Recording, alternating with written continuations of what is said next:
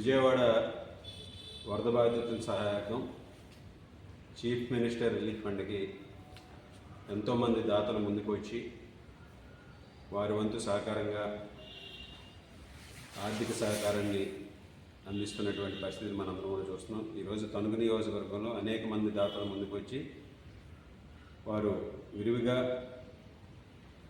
వరద బాధితుల కోసం విరాళాలు ఇవ్వటం చాలా సంతోషం, అభినందనీయమనే సందర్భంగా తెలియజేసుకుంటున్నాను. ఇటువంటి దురదృష్టకర పరిస్థితుల్లో అటువంటి బాధితులకి అండగా నిలబడాల్సినటువంటి అవసరం మనందరికీ ఉంది.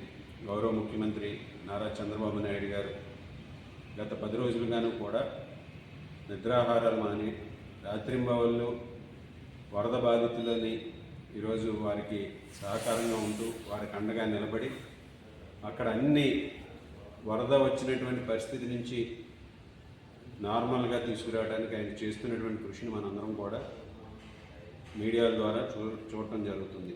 ముఖ్యంగా ఈరోజు ఇటువంటి విపత్తుల సమయంలో చంద్రబాబు నాయుడు గారు తీసుకునేటటువంటి చొరవ, ప్రభుత్వం ద్వారా చేసేటటువంటి కార్యక్రమాలు బాధితులందరికీ కూడా ఎంతో ఉపశమనం కలిగిస్తున్నాయి. ఆ విధంగా ఈరోజు విజయవాడలో వచ్చినటువంటి వరదల వలన వచ్చినటువంటి బాధితులందరికీ కూడా చంద్రబాబు నాయుడు గారు అండగా నిలబడి ఈరోజు ఇటువంటి సమయంలో వారిని ఆదుకునే విధంగా చీఫ్ మినిస్టర్ రిలీఫ్ ఫండ్కి విరాళాలు ఇవ్వాలని ఒక పిలుపునివ్వడం జరిగింది. దానికి అనుగుణంగా మన నియోజకవర్గంలో కూడా అనేక మంది దాతలు ముందుకు వచ్చి ఈరోజు విరాళాలు అందించడం జరుగుతుంది.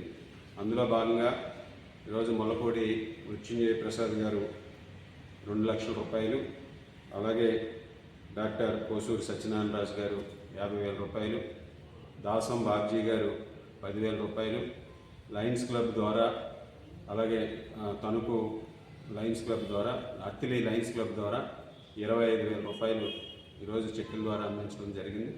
దీనికి ప్రతి ఒక్కరూ ముందుకు వచ్చి వారి మీ సహకారాన్ని అందించాలి. వారందరికీ కూడా అండగా నిలబడి వరద బాధితులకి, అలాగే రాష్ట్రంలో కూడా విపత్తుల సమయంలో మనందరం కూడా వారిని ఆదుకునే విధంగా ప్రతి ఒక్కరూ మీ వంతు సహాయ సహకారాలు అందించాలని అందరికీ కోరుకుంటున్నాను.